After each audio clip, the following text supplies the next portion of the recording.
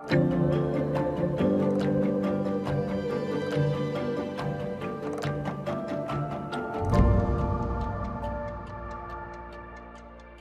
while we were preparing for this interview, we talked a lot about the cultural differences between the US and Europe, especially when it comes to the need to prove the impact of design. I'd love to hear your thoughts and experiences about that because you have a different experience for sure in US. And I'd love to know, how do you show the value of design ops in your organization, and is it even a thing you focus on? So there's value of design operations and value of design. And cultural differences, I'll be honest, I don't know what they are. So I'll speak from my own experience of what I have found. So no, I am not focused on building out metrics or measuring the importance of these functions at the beginning ever. I'll say for me, and I can also speak a bit for design, you hired these people, you hired me to fulfill a need, to fulfill a gap in a company. The need was there, you hired me. I do make sure that I measure myself against what I was hired for, what the design operations team was hired for. Same for designers. What were they hired to achieve? Was the ask? Let's always make sure, as I have said before, you anchor on to all of the major initiatives, the strategic outcomes. If you continue to anchor on to that, you can show the value that way. That is my take on that. There are a lot of other people in design operations who have built great tools and frameworks and measurements on it. Rachel Posman, I might be mispronouncing her last name. She just released a book actually. I think she's at Salesforce still, and she has a great talk that she does for design ops around measuring impact. There's a lot of frameworks out there. If you need it, chat GPT. Use a little AI, you will find it. Not me. I believe in my existence is enough to prove the value. And maybe that is a very bold statement to make, but I put together the roadmap. I deliver what I was expected to deliver, and I generally go beyond that. I was hired for a skill set, and I think that in doing, you are proving the value versus you can measure velocity of design team before a roadmap, before process, and then after you have that. Sure, you can absolutely measure that. That's possible. I just don't spend a lot of time focusing on it. I focus on the actual outcomes versus measuring impact of those outcomes. There are other teams that have to do that. We can work with them and they can do it for me. So I don't think that you should have to build measurement right off the bat for the ability to exist and do a function at a company. That's my own take. The proof is in the pudding. The proof is in the outcomes. Perfect answer. Thank you. Maybe bold. I'd love to talk about COVID because it changed a lot of things in organizations, in our fields, especially, of course, the remote topic. At the time, you were working at Disney for their streaming app, am I right? Mm-hmm. And facing the challenge of releasing a huge product in the age of lockdown. And I love to hear about this experience, and I'd love to know if you'd say if it has been one of the most intense moments on your career, and what did you learn from this experience that could help other design leaders right now? I'll just answer the intense. This was busy. It was an intense time in my life. My father had passed from ALS, and so it was a long journey, a long battle, and it ended, of course, in how it ends. And so I would say personally. Professionally, no. Streaming, everybody loves it. Really important to the company. Working in financial services as a junior business analyst and delivering programs that increase portfolios for retirement savings and having that at risk is by far the most intense times of my life. When you are dealing with people's actual money and their financial wellness and outcomes, that will always resonate as the most intense time. So I'm just very practical in that. No, Like, this is all wonderful. We build communities. People love what we build now, but the end outcome does not affect, a teacher's pension, for example. Like that to me is very high stakes. So I took that, but I take my job very seriously. Yes. So during COVID, we had another launch spin up. I've mentioned here and in past conversations where things just pop out of nowhere. Reorganizing major companies and brands into one can happen out of nowhere. So I think the environment we were in took adjusting. We had some time to adjust to it, but it also presented not only those challenges, but opportunities in the challenges. So the opportunity was rethinking how we manage teams. It did not have to be localized or geolocated, I'll say. I could manage a team in San Francisco and who were dispersed because they moved during COVID. So because of that, and the way that operations was positioning itself at Disney and this oncoming storm of knowing that there would be more launches coming, we took the advantage to reorganize and pull a design system, actually build the design system practice within ops. And I might have said his name already, but Davey Fung, just such a brilliant, very great program management bones too, not just great designer chops, production chops, technical chops, everything. He has a podcast with another brilliant design systems mind. It's called the Design Systems Podcast. It's great out there. If you're building a design system or you're trying to get one launched, go listen. They're wonderful and brilliant. It's funny too. Anyway, we saw the opportunity to reorganize the team.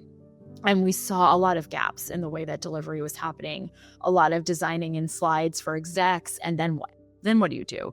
So Davey was able to take strategic direction, pull together what those tactical implementations could look like, build the case studies. So it was on me to ultimately sell all of this, but I could we worked so brilliantly together in that he could just be like, this is an idea. I'm like, great, take this idea. Give me these things, show me these things. So for example, taking designers from one slides to execution was one big change.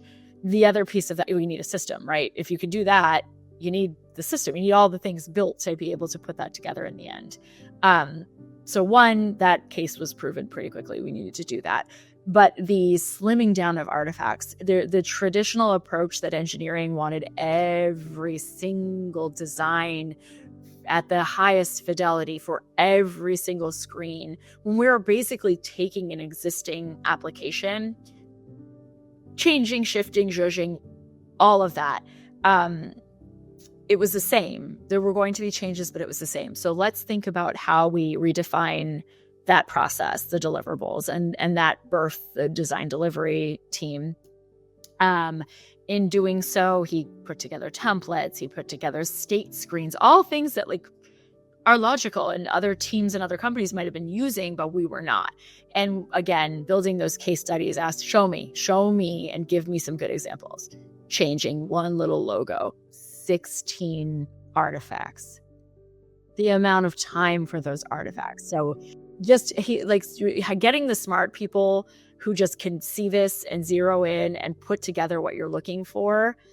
Again, that's another example of design leadership, carving space for creativity, process carving space. So I did that for Davey, but also we built that for the rest of the design team. They had the space to think about color, for example, what types of colors and contrasts do we want to use to set this apart? It also left space for people to problem solve.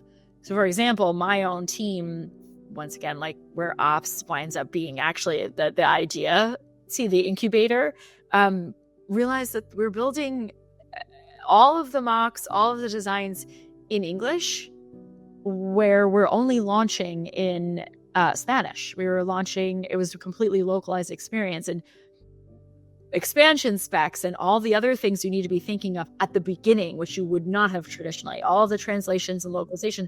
So again, working with saying the name Susanna Suarez, but brilliant, the localization team at the time, getting closer together, She was leading one project, moved on to this, working again. We work together now. Chelsea Macklemore, just like brilliant designers. Papine, who I think is now at Sirius, just bringing all of the right people together who weren't necessarily senior leaders on the team at the time, and getting them into a room and working on this and taking that direction of, oh, wow, we need to be localizing this from the beginning and realizing that. And also, do we really need to build all of this again? We can copy and paste some of this, and having the systems team work with them to support all that.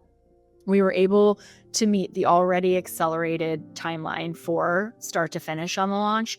But not only that, we were able to get everything to engineering, where I actually left Disney and they were still kind of like, all right, next design to work through, next design. So time, not wasting time, very motivated by that. But also, don't tell me design is late or design takes forever, because that's another big motivator for me. I don't want to hear it. I will find a way. Trust me. So I think it was a very intense launch situation, but because of that, it built so much ability to incubate and innovate and just prove out the value by getting things done. It feels like a very intense moment to me because of the objectives, and also for, during kind of a hard personal period too. Sorry for that loss. But it's very impressive. This experience is very inspiring, I think, because you had to prioritize some stuff and let the team focus on. And again, there's this topic of flexibility again when there's this emergency of delivery. So thank you for sharing. That was very interesting.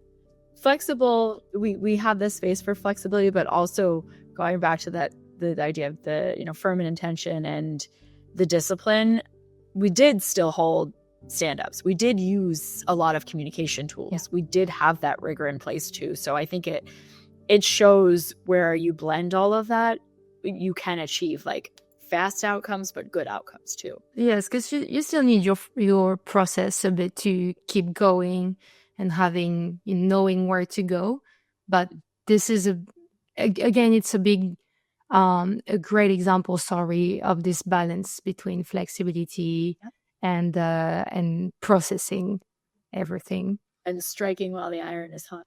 Yeah, exactly. Here we are. I'd love to talk more now about skills when we talk about design ops. What do you think is the most foundational skills that we need to prioritize when building a design ops team? And how do you identify maybe candidates who can thrive in a role that is constantly evolving, that needs strong skills to adapt, if I can say? How can you find this kind of candidates? And also, what are you prioritizing? If it's not just adapting skills, I guess there's some other stuff to look at. There's this subject matter expertise you for sure need. If you want a design systems manager, they can't really be someone who's just like, I've got a lot of management experience, or I was a designer before, but I don't have. You really do need someone who has systems experience that can manage. That is my belief. Or at least people who understand strategic direction and innovation and program management. And if you can do that and you have the right team underneath you of, again, skilled designers, very analytical,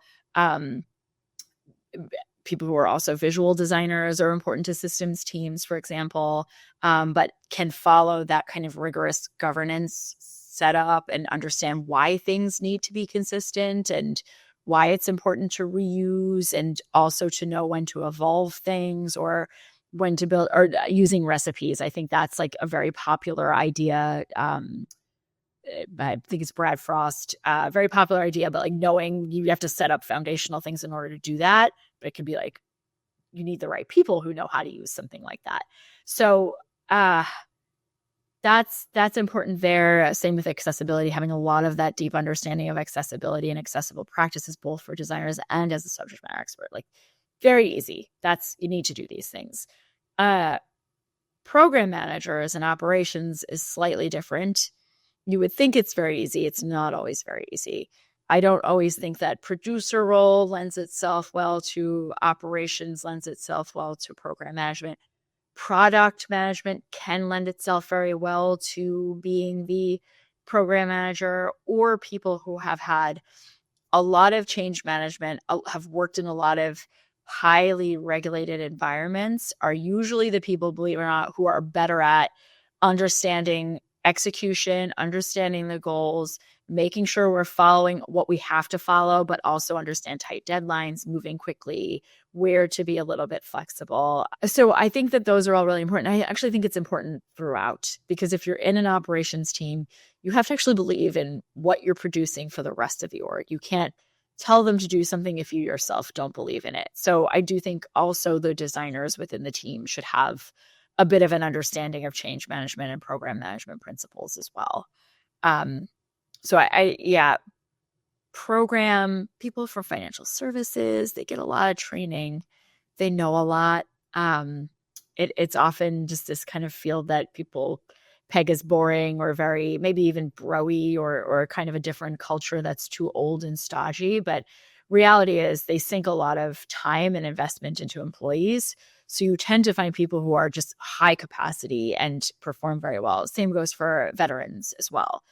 Very understanding of the importance of process. The concept of like, plan is nothing, planning is everything. You always know what to do if you know all of the fundamentals and foundational elements. So these are just the types of people. It's all relative. It can change on a dime, but those are some good, I think, good bones to have in order to build the practice. That's very interesting, because we might think that being a designer Right. can be kind of enough. That's like a great transition for designers to, but actually you really need like a blend of technical and strategic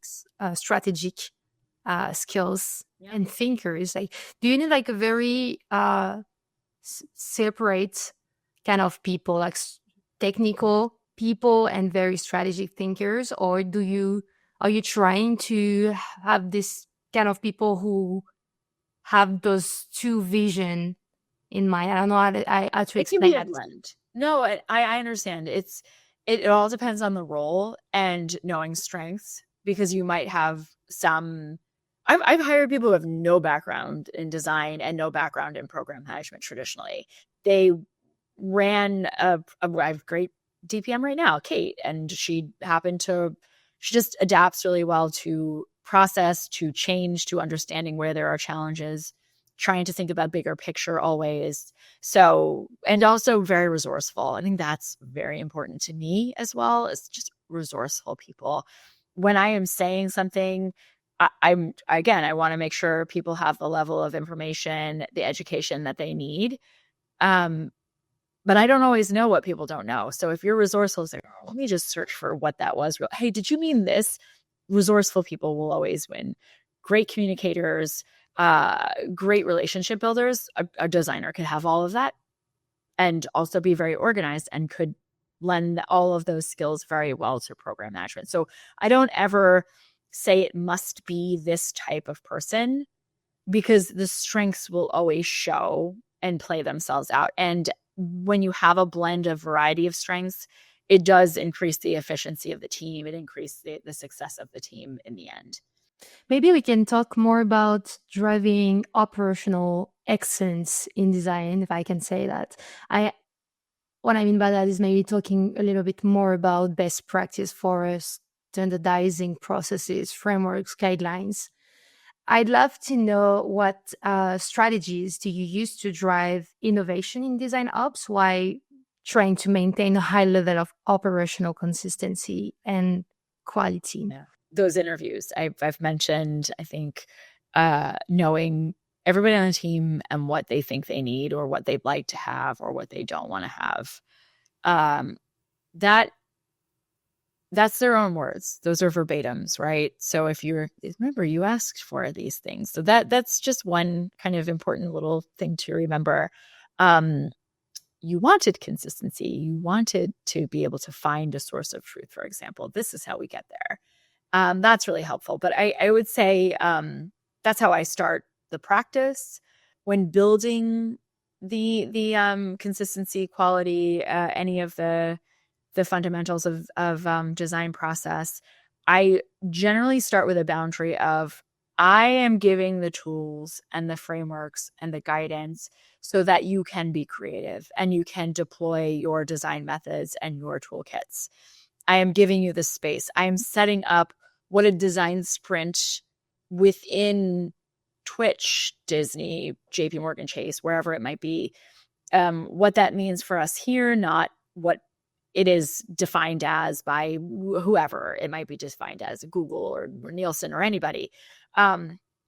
So I am building that structure for design managers and designers to decide how to achieve the end goals, right? And I'm giving you the general way to size your work and the way to scope so that you can ideate within, you can iterate within, you can test within, you can do all of these things. So I create those boundaries early on because I also think that that helps build the trust that I'm not telling people how to do their work. I am a little bit, I'm telling them when, and I'm guiding them as far as how to do their work, but I'm not telling them how to actually create, right? So I think that that helps. It puts the responsibility back on the designer and the design manager to know what's best for them in that regard. Also, process being modular and being a choose your own adventure. We have the foundation there. You decide how, based on the ambiguity, scope, whatever it might be, you decide how you achieve that end. But these are the key milestones or toll gates you must achieve. So I keep it that way. I build the trust that way. Again, we stay focused on outcomes and a little bit of how we get there. The journey is important, right? And also, I think you were talking about, consistency and all of that. Taking everything together, but understanding like we do need to follow a certain amount of process, not only for the efficiency, but because we are shipping the experience, not just your project. So I think that helps a lot of designers and design managers understand the importance and that, yes, you're being creative here, but you're making sure we're maintaining the integrity of the site and consistency for our users via these mechanisms of process. And I believe you will talk a little bit later about how can we give more space for designers to have also this time for creativity and not having, and maybe get how they head out of always having this process in mind.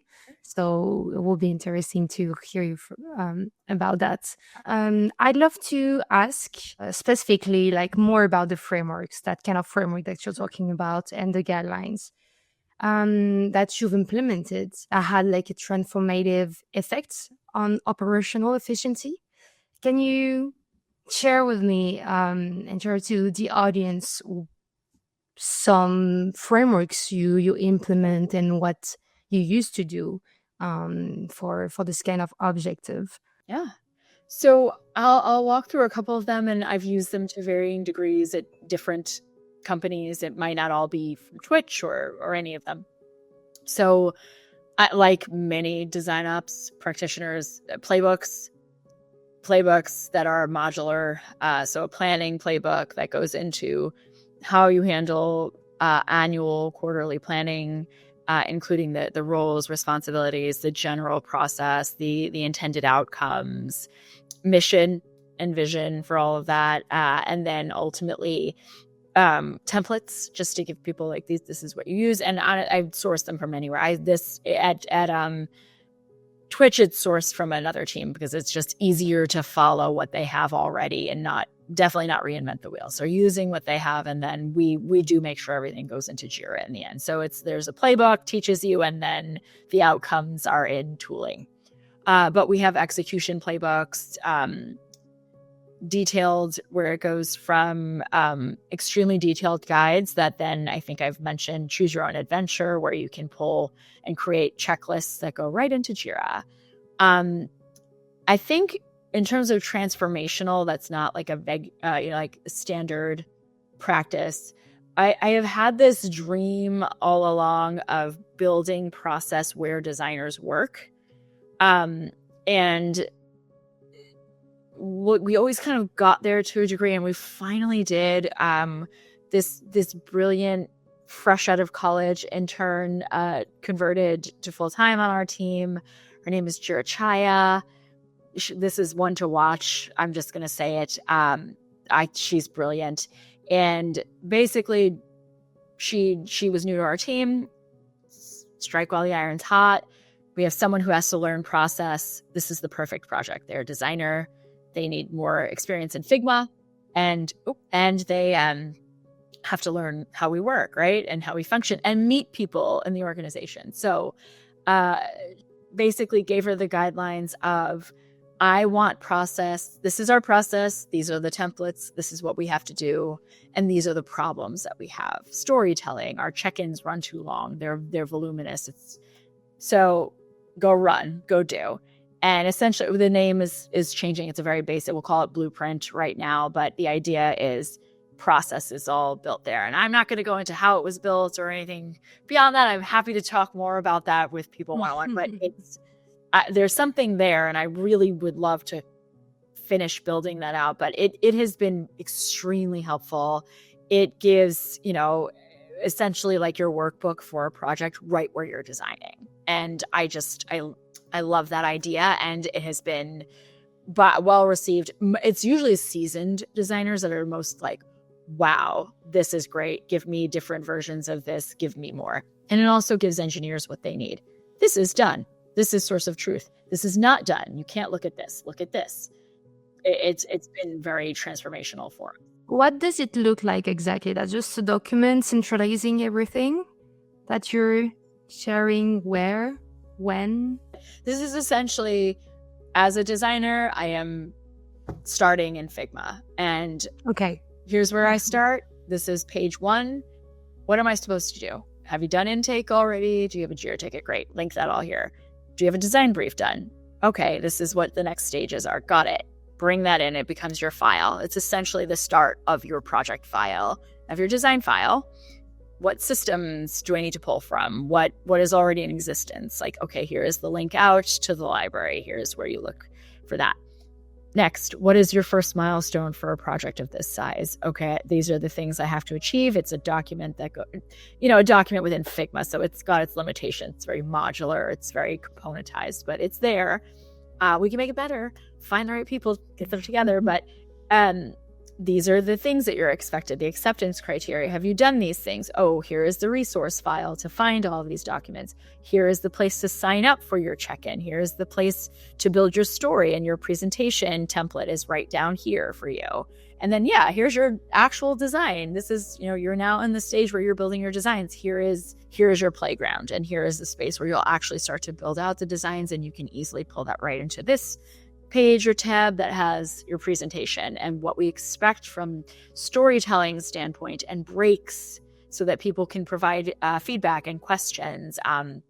So it's just everything all literally right there in one place, not I have to go out to this doc site to pull it. It's got everything right there for the designers. So another kind of a rebrand really of how we were handling some of our review process. Asynchronous is not new to anybody, but an asynchronous review process. Took that concept and changed it and kind of reinvigorated it into rapid review. We applied SLAs to it where the certain agreed upon scope, ambiguity, size of a project can go through rapid review. It's basically just making sure the right people are tagged. We have mechanisms built into JIRA for it. So it just kind of takes the project, takes the file, goes right into Slack, and everyone's notified that needs to be notified, and they can review it on their own time. We found that we've not only cut down on the amount of meetings required for that, we've also cut down on the follow-up meeting. So when we do have a large scale project or a very, detailed and one requiring a lot of rigor, designers can return through rapid review to share how they've incorporated feedback or any of the adjustments they make post the formal check-in or formal design reviews or crits. So this is actually helped our partners a lot in getting time to market, getting things to our partners. The approval process cut down massively. And on top of that, doing a little bit more empowerment on the team where our CDO does not have to review everything. So we also do that in the beginning. And once again, it's like a shameless plug for having all the foundational process and rigor in place, because if you go through intake and you do all the proper channels, you get the check. And that means you can go right to rapid review or use speed pass where the CDO doesn't have to review it. So there's always a little sneaky way to kind of, get the right ends, the right means to get there. And I think it's also part of this idea, and it's not just because Twitch is, empowering streamers and gamers and building the community. I gamify process a lot too. I think I've said choose your own adventure. Like anyone else that's a sizing and scoping framework, I like to say, let's choose your own adventure. These are the things you'll do. And that's great. That's very funny. Just be like, for the win, copy this checklist, put it to Jira.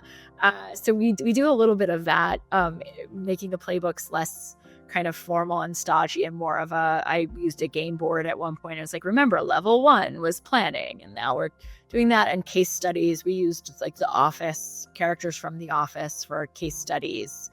And that this is more something that you're doing at Twitch, because this is like the gamer environment and field. It presented itself. That like it's a great idea. Honestly, it's also because of resistance to process. So other places there wasn't the same resistance. Here there was wariness, right, for whatever reason. And honestly, it's not just because of the people. It's people tried to deploy process and it didn't work, and so they're wary for very fair reasons, not because they're difficult. It just kind of translated well. It made it a little less stuffy for our team, and so I use it. I'm not above using gimmicks to get it, and I like it. It's cute, and I think I'll continue to use it elsewhere if I move on. Less gamey and gamifying is career progression. So I tend again to emphasizing how to do work, how to do this efficiently, how to give space for creativity. There is the ops side of creating a bit of community and also making sure that designers know what career progression is, either within our current ecosystem or if they go to other companies. So we took kind of like a problem solving, a bit of a research project. If we have levels, we have very detailed guidelines, we have very detailed HR processes, but pulling them all into one place so that designers could easily digest what their level was and what the next level is and where they are tracking. There could be wide gaps between the roles, but at least if they know what they have to work on or what they want to emphasize and continue to learn and increase their knowledge and craft and skill set, we built these worksheets for them where it took simplified version of the leveling guidelines, put it into one place for each of the levels. And as they branched from individual contributor to management path, so principal path versus director and above path. And these, they're required to a degree, but they're also, you choose to use them. It's for your benefit. We also built out worksheets for any of the mid-year, end-of-year check-ins or reviews that we do, how to perform a portfolio review and providing all of the tools, ways to kind of organize our job adjustment cycle, because it was a little bit lacking in rigor, at least for our team. And so that was kind of one of like, let's maybe think about putting some controls in place here. So that's actually worked out really well. We're conforming to what exists already, but in a way that, again, adapts to how meeting designers where they are, adapting to the way that they grow. And I think this has been different companies as well, but launching Design Studio, it was one thing at Disney, it is one thing at Twitch, but this was a space, again, to allow designers to block off time to either work on their own projects. What we were talking about. Yeah. Right. But have people from different teams there and like, bonus, exploiting process. We have engagement model framework, and that is how we work collaboratively within design, so that, if you are working on something that is in a commerce related space that has to sit on a viewer space, these are two different teams, but we build the mechanisms for you to work together in a very kind of easy, seamless way that's non-disruptive. Studio, I'm right, firm in intention, flexible in execution. If you were all in studio on that Friday and you presented the designs and that other team saw it, weighed in, and provide approval, check, you have done, you have met that, you've fulfilled that need, move on. I don't need you to follow the exact process. So you build all of these modular things together so that they achieve the same ends. It's always like a helpful little tip. But this is also a space where in Design Studio, great, you're working with different members of the team. It creates that familiarity, collaboration, but also projects that you don't get to work on normally. So at Disney, that became looking at the pipeline that maybe aren't prioritized and having a little bit of space where you can still achieve things that are on the roadmap, but that we think are important, right? So that's been an interesting forum. It's had to take a little bit of a step back, but we know, okay, now we see the need for it again, so we're bringing it back at my current place of, but I think it wound up being a space for like emerging design managers to actually latch on and say, "Oh, I want to drive this," instead of having ops drive it. So it's interesting to see how these things form and the bonds that they create too. So it was another good kind of transformative in that way as well. I love this idea of fledgling studio, actually.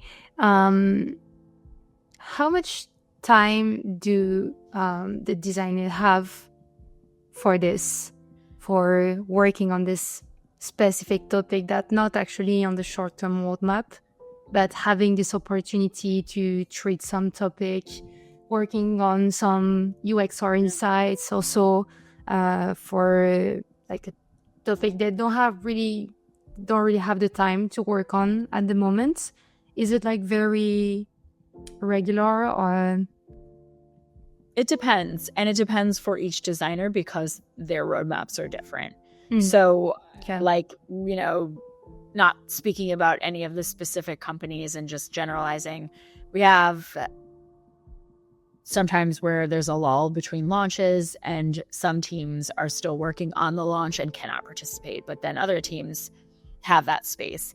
We also have been in positions where reduction of workforce and we can't, but we can hold an on-site and have, a one-day kind of hackathon type format where they get to do an all-day design sprint, design studio kind of format. So you carve out this space for it, but it's also not everyone will have the same time available unless you are out of that kind of launch mode.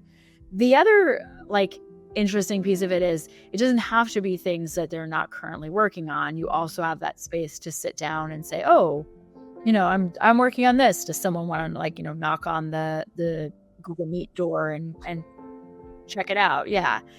So I'm hopeful that we can, in my current space, bring that back because it, again, a lot of priorities forced us to kind of put a pause on it. But I think we've had a couple of discussions about bringing it back, amongst other kind of more community-based things. Like the break room was spun up as a weekly little half an hour where everyone can just come in and talk about what's your favorite type of food, or let's build a little monster together for Halloween. And it was the opportunity to create that kind of the vibe of having an office connection. Space. Yes, and connection. Yeah.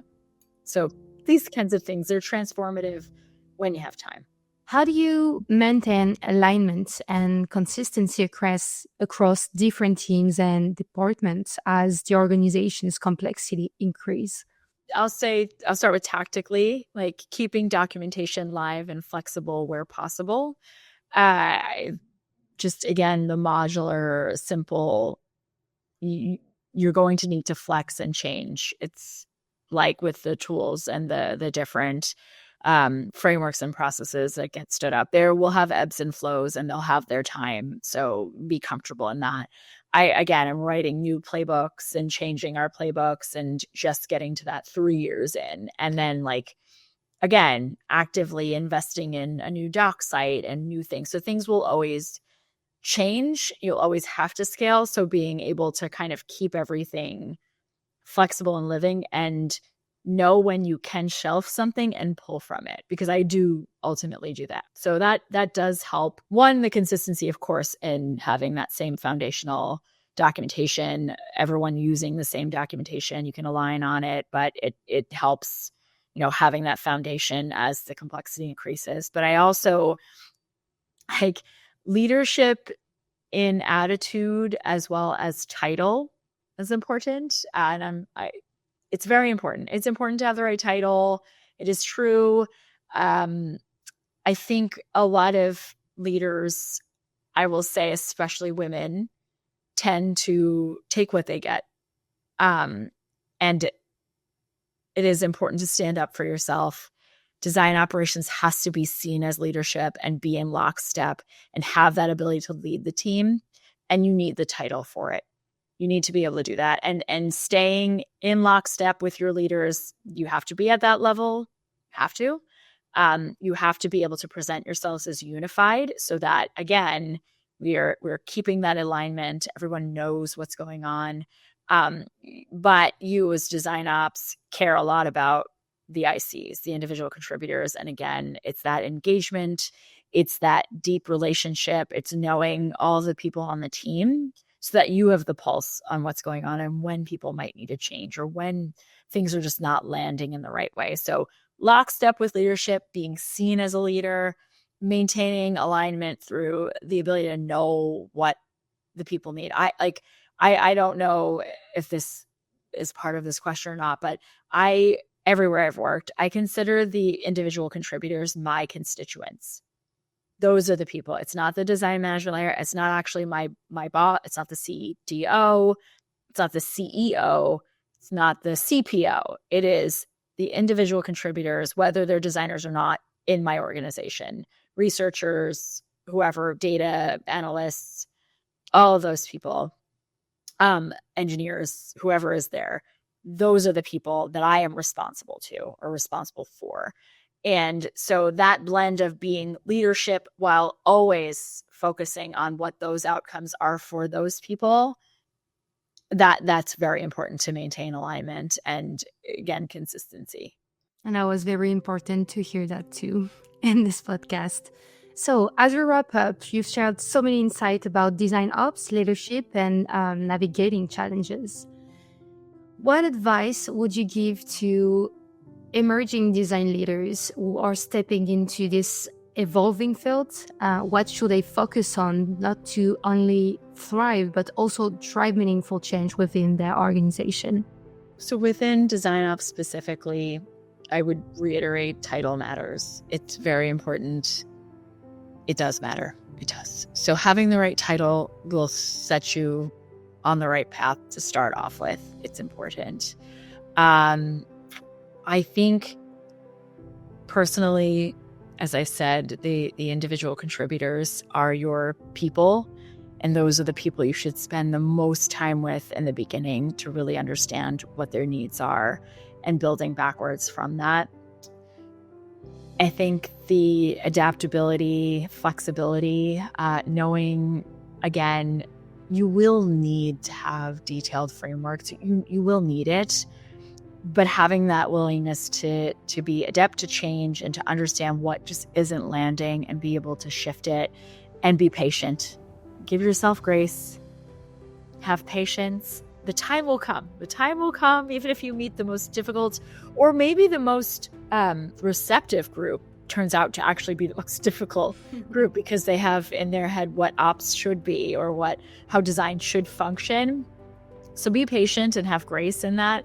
Because again, I'm not like an ends justify the means person at all. I think that it's important to have consistency and rigor and be mindful of the people be very mindful of the people that you work with and caring about their time.